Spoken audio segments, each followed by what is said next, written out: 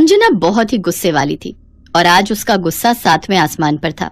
ओ सजावट वाले भैया, ये मेरे कमरे में फूल लेकर कहाँ घुसे चले जा रहे हो? अंजना, वो कमरा अब तेरे भैया भाभी का बना दिया है, तू मेरे कमरे में सो जाया कर। माँ, तुम्हें क्या लग रहा है? तुमने कहा और मैंने दे दिया। नहीं, वो कमरा मेरा है, मैं हमेशा से उस कमरे में रात को सोती आई हूँ। मैं अब अपना कमरा उन्हें नहीं दूंगी, चाहे इसके लिए मेरी लड़ाई क्यों ना हो जाए। अंजना, तेरी भाभी बाहर आंगन में बैठी है, उसे आराम करना है। तू जानती है मेरा कमरा कितना छोटा है, एक ही पलंग है वहाँ, इसलिए मधु और राजेश कमरे में नहीं सो पाएंगे। मुझे कुछ नहीं सुनना माँ, मैं अपना कमरा नहीं दूंगी, बस नहीं दूंगी। अंजना ने सोच लिया था कि रात को वो अपना कमरा अपनी भाभी को नहीं देगी। उसने फूल वालों को भी वापस भेज दिया। मुझे कुछ तो करना ही होगा। मैं एक काम करती हूँ, पहले ही मधु भाभी को धमकी दे देती हूँ, जिससे वो मेरे कमरे का रास्ता भूल जाए। अंजना मधु के पास जाती है। सारे मेहमान जा चुके थे। राजेश भी किसी जरूरी काम से बाहर चला जाता है। मधु भाभी, अभी यहाँ पर कोई भी नहीं है, सिर्फ मैं और आप हैं, इसलिए मेरी बात को कान खोलकर सुन लो। आप रात को मेरे कमरे में अपनी सुहागरात नहीं मना सकती। शुरू से ही वो कमरा मेरा है। आपको सुहागरात मनानी है तो कहीं और जाकर मनाओ, पर मेरे कमरे के बारे में बिल्कुल मत सोचना। मधु ने हाँ में सिर हिला दिया। शाम के समय अंजना थोड़ा टहलने के लिए छत पर चली गई। ये समझती क्या है अपने आप को? नई आई है तो मेरा कमरा ले लेंगी? मेरे होते हुए तो ऐसा कभी नहीं होगा। हाँ, मेरी शादी होने के बाद जो मर्जी करे, फिर तो यहाँ मैंने रुकना ही कितनी देर है। अभी मैं रुक गई ना तो ये मेरे को दबा कर रखेंगी, और मैं दबने वालों में से नहीं हूँ। काफी देर हो गई है छत पर टहलते हुए, नीचे जाकर देखो तो सही, ये दोनों सो कहाँ रहे हैं। अंजना नीचे जाती है तो हैरान रह जाती है। माँ, भैया भाभी कहाँ है? शोर मत मचा, वो दोनों तेरे कमरे में सोने गए हैं।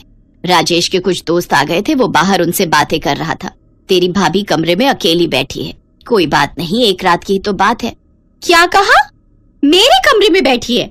मैंने तो उन्हें मना किया था, अभी बताती हूँ। अंजना सुन तो बेटी, अच्छा नहीं लगता। अरे रुक तो बेटी। अंजना बहुत गुस्से में थी। उसने झटके से अपने कमरे का दरवाजा खोला तो वो चौंक गई। मेरा कमरा फूलों से किसने सजाया? मैंने तो फूल वालों को वापस भेज दिया था। मैंने सजवाया है, आज मेरी सुहागरात है। भला मैं अपना कमरा ना सजवाऊं, ऐसा कैसे हो सकता है? मैं अपनी सुहागरात को सूनी थोड़ी रहने दूंगी। क्या कहा? मेरे कमरे को? एक सेकंड, ये तुम्हारा कमरा नहीं है, ये मेरा कमरा है। मैं इस कमरे की मालकिन हूँ। अभी के अभी यहाँ से दूसरे कमरे में चली जाओ, वरना मुझसे बुरा कोई नहीं होगा।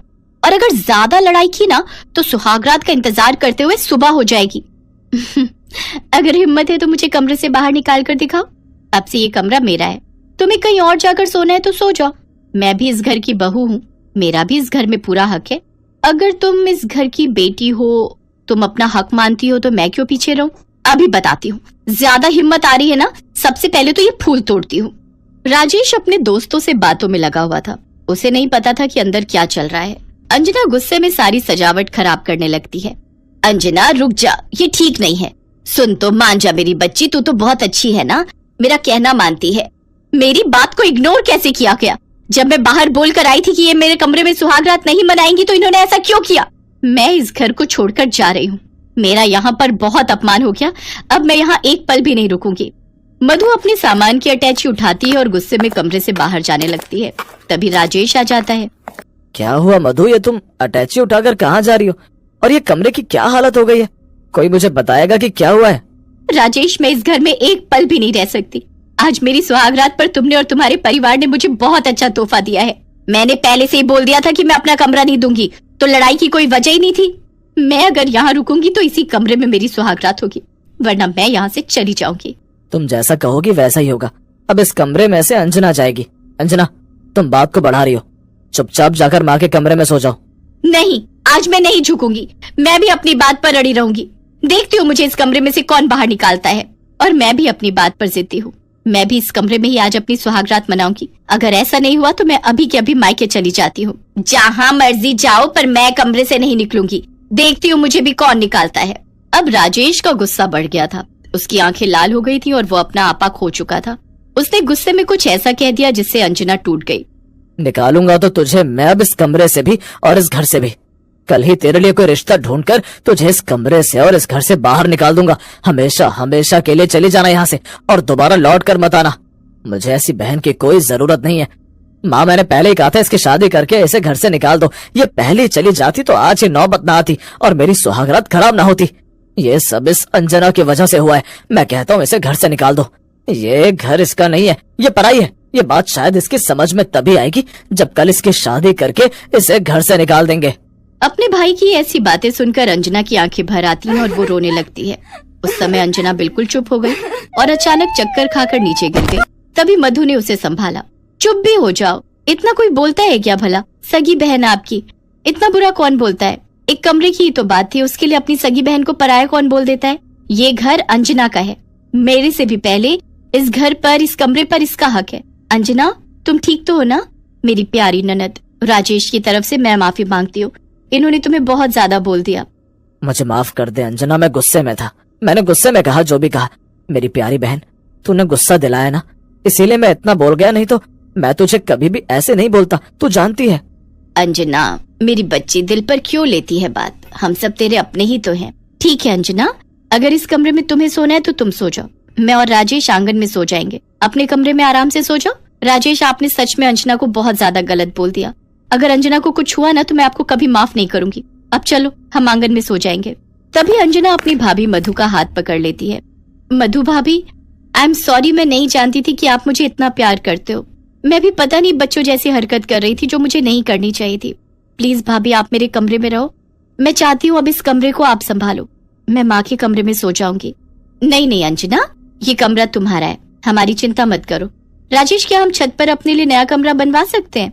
मैं चाहती हूँ ये कमरा हमेशा अंजना का रहे, अभी भी और शादी के बाद भी। अपनी भाभी की इतनी प्यार भरी बातें सुनकर अंजना सचमुच उस दिन बहुत शर्मिंदा होती है और समझदारी दिखाते हुए उस रात वो अपने भैया भाभी को अपने कमरे में रुकने देती है। पर मधु जानती थी कि अगर वो कमरा अंजना का उसने ले लिया तो जिंदगी भर दोनों ननद भाभी के रिश्तों में कड़वाहट रहेगी। इसलिए कुछ दिनों के बाद राजेश मधु के कहने पर छत पर कमरा बनवा लेता है। इससे मधु और अंजना के रिश्ते में कोई भी कड़वाहट नहीं आती और दोनों ननद भाभी एक दूसरे के साथ प्यार से रहने लगती हैं। विशाखा गांव में पली बढ़ी थी। विशाखा के पिता देवी प्रसाद और ससुर जानकी नाथ बचपन के दोस्त थे। अचानक दीपक की मां के गुजर जाने के बाद घर की जिम्मेदारियों को संभालने वाला कोई नहीं था। दीपक भी अच्छा लड़का था, इसलिए इस शादी में ज्यादा परेशानी नहीं आई। पर विशाखा की ननद पूजा को अपनी गांव की भाभी एक आंख पसंद नहीं आई, इसलिए पूजा विशाखा से सीधे मुंह बात भी नहीं करती थी। पूजा, मुझे पता चला तुम्हें भिंडी की सब्जी बहुत पसंद है। तुम कॉलेज जा रही हो तो ये लंच लेती जाओ। क्या लंच विशाखा भाभी? छोटे बच्चे लंच लेकर जाते हैं। मैं कॉलेज में पढ़ती हूँ, वहाँ कैंटीन होती है जहाँ बैठकर हम खाते पीते हैं। पर आप तो गांव की हो, भला आप क्या जानो कॉलेज के बारे में। वैसे भी मुझे देर हो रही है, मुझे आपकी बेकार की बातों में नहीं फंसना। मैं जा रही हूँ। विशाखा बहू, अब पूजा की बातों को दिल पर मत लेना, ठीक है? पता नहीं इसे क्या होता जा रहा है, कुछ भी कहो तो बुरा मान जाती है। सुधा को गए ज्यादा समय नहीं हुआ है, इसलिए मैं भी इसको ज्यादा कुछ नहीं कहता। मैंने पूजा की बात का बुरा नहीं माना। आप बैठिए, मैं आपके लिए चाय लेकर आती हूँ। धीरे धीरे विशाखा घर में घुल मिल जाती है। एक दिन खाना खाते हुए दीपक विशाखा से कहता है, विशाखा, सचमुच तुम्हारे आ जाने से थोड़ा सुकून मिला है, वरना माँ के अचानक जाने के बाद तो ये घर बिल्कुल बिखर गया था। विशाखा, मुझे तुमसे एक बात कहनी है। बोलो, क्या बात है दीपक? विशाखा, मैं 3-4 दिन के लिए ऑफिस के काम से बाहर जा रहा हूँ। तुम पीछे से बाबूजी और पूजा का ख्याल रखना। आप चिंता मत कीजिए, मैं पीछे से ध्यान रखूंगी। दीपक काम के सिलसिले से बाहर चला जाता है। पर उस रात, बाबूजी आप खाना खाकर सो जाइए। पूजा ने मुझे फोन कर दिया था कि उसको कॉलेज का कुछ काम है, इसलिए वो देर से आएगी। ठीक है बहू, पर एक बार फिर से फोन कर लो, क्या पता रास्ते में ही हो। तुम कब तक भूखी बैठी रहोगी? हेलो पूजा, मैं पूछ रही थी तुम घर कब तक आओगी? रात के 10 बज रहे हैं। पता नहीं कहाँ से गांव की गंवार उठाकर लाए हैं तुम्हें। पता भी है ये शहर है, यहाँ रात को लोग जागते हैं और दिन में सोते हैं। अभी सिर्फ रात के 10 ही बजे हैं और मैं अपनी फ्रेंड की बर्थडे पार्टी में क्लब में आई हूँ, तो मुझे आने में 2-3 बज जाएंगे। और हाँ, बाबूजी और भैया के कानों तक ये बात मत पहुँचा देना, नहीं तो मेरे से बुरा कोई नहीं होगा। पूजा, क्या बात है? फोन छोड़ो और इधर आओ, देखो सब डांस कर रहे हैं। हाँ आती हूँ। अच्छा मैं फोन रख रही हूँ और मुझे बार बार फोन करके परेशान मत करो। पूजा, पर सुनो तो। अब क्या करूँ, यहीं बैठ जाती हूँ। अगर मैं अंदर सोने गई तो पूजा के आने का पता ही नहीं चलेगा। पूजा सारी रात घर के बाहर रहती है। सुबह के 5 बजे वो लड़खड़ाती हुई घर आती है। उसकी आवाज सुनकर विशाखा की आंख खुल जाती है। पूजा, बहुत देर लगा दी आने में, सुबह के 5 बज रहे हैं। तुम ये स्टूपिड बातें करना बंद करो। मैं शहर की मॉडर्न लड़की हूँ, तुम्हारी तरफ गांव की गंवार नहीं हूँ। पार्टी में टाइम लगता है और अभी तो सिर्फ सुबह के 5 ही बजे हैं। मैं अपने कमरे में सोने जा रही हूँ। 12 बजे तक मुझे उठा मत देना। कहीं बाबूजी ने पूजा को इस हालत में देख लिया होता तो पता नहीं उनके दिल पर क्या बीतती। उस दिन तो बात संभल जाती है, पर अगली रात पूजा को एक लड़का घर छोड़ने आता है। विशाखा ये देख लेती है। तुम्हारे साथ वो लड़का कौन था? और तुमने आज भी आने में बहुत देर लगा दी। तुम बार बार मेरे से एक ही बात क्यों पूछती हो? अरे मेरी गांव की गंवार भाभी, ये शहर है, हम मॉडर्न लड़कियां हैं, हमारे लड़के दोस्त होते हैं, इसमें इतना हैरान होने की कोई जरूरत नहीं है। विशाखा का बार बार पूजा को टोकना पूजा को पसंद नहीं आ रहा था। ऐसे ही एक दिन वो अपने फ्रेंड को फोन करती है। समीर, तुम मेरी बात समझ गए ना? भैया आज रात को ही वापस आने वाले हैं। तुम्हें क्या करना है तुम्हें अच्छी तरह पता है। तुम चिंता मत करो, जैसा तुमने कहा है वैसा ही होगा। आज इस विशाखा नाम के कांटे को मैं तुम्हारी जिंदगी से हमेशा के लिए दूर कर दूंगा। विशाखा अपने कमरे में तैयार हो रही थी कि तभी लाइट चली जाती है। अरे, लगता है लाइट चली गई है। रसोई में से मोमबत्ती लेकर आती हूँ। विशाखा बहू, लाइट कैसे चली गई? घर में इतना अंधेरा है। बस भैया, ऑटो यहीं रोक दो। अचानक लाइट आ जाती है। दीपक अपने कमरे की खिड़की से किसी लड़के को कूदते हुए देख लेता है। चोर, रुक तो जरा, मेरे कमरे से क्या चुरा कर भाग रहा था? दिखा जरा। दीपक, क्या हुआ? और ये कौन है? तुमने खुद ही तो मुझे बुलाया था, पर अब अपने पति को सामने देखकर कैसे मुकर गई हो? मेरा और विशाखा का पिछले कई सालों से प्रेम संबंध चल रहा है। आज इसने मुझे कहा कि मेरे पति काम से गए हुए हैं, तो मौका अच्छा है। मैंने तो मना भी किया था कि तुम एक शादीशुदा औरत हो, ये सब ठीक नहीं है, पर इसने ही मुझे जबरदस्ती बुलाया। ये क्या बकवास कर रहे हो? दीपक, ये आदमी झूठ बोल रहा है। मैंने इसे पहली बार देखा है, मैं तो इसे जानती तक नहीं। दीपक लड़के का गुस्से में गिरेबान पकड़ लेता है। वो लड़का अपने आप को छुड़ाकर वहां से भाग जाता है। पूजा ये देखकर मन ही मन खुश हो जाती है। उस दिन से दीपक और विशाखा के रिश्ते में दरार आ जाती है। दीपक विशाखा से बात किए बिना ही अपने काम पर निकल जाता था। दीपक का ये व्यवहार देखकर विशाखा फूट फूट कर रो पड़ती थी। एक शाम विशाखा को पूजा का फोन आता है। वो घबराई हुई थी। पूजा, तुम चिंता मत करो, मैं बाबूजी और तुम्हारे भैया को कुछ नहीं बताऊंगी। मैं तुम्हारे पास अभी पहुंच रही हूँ। कहीं विशाखा उसी लड़के से मिलने तो नहीं जा रही? मुझे विशाखा का पीछा करना चाहिए, मैं सच्चाई जानकर ही रहूंगा। विशाखा एक होटल में पहुंचती है। दीपक भी उसके पीछे पीछे होटल के रूम में जाता है। विशाखा होटल के रूम का दरवाजा खटखटाती है और अंदर चली जाती है। दीपक खिड़की से कान लगाए सारी बातें सुन रहा था। बच्चा गिराने की बात, ये तुम दोनों सोच भी कैसे सकते हो? समीर, ये आने वाला बच्चा पूजा और तुम्हारा है। तुम्हें बहुत जल्दी पूजा से शादी करनी होगी। ये तो वही लड़का है, पर ये पूजा के साथ? मैंने आपके साथ बहुत गलत किया भाभी, मुझे माफ कर दो। तो और क्या करे भाभी, हम दोनों डर गए थे। हमें माफ कर दो भाभी। भैया और बाबूजी हम दोनों के रिश्ते के लिए कभी नहीं मानेंगे। मैंने आपके साथ बहुत गलत किया, पर सिर्फ आप ही हो जो भैया और बाबूजी को मना सकती हो।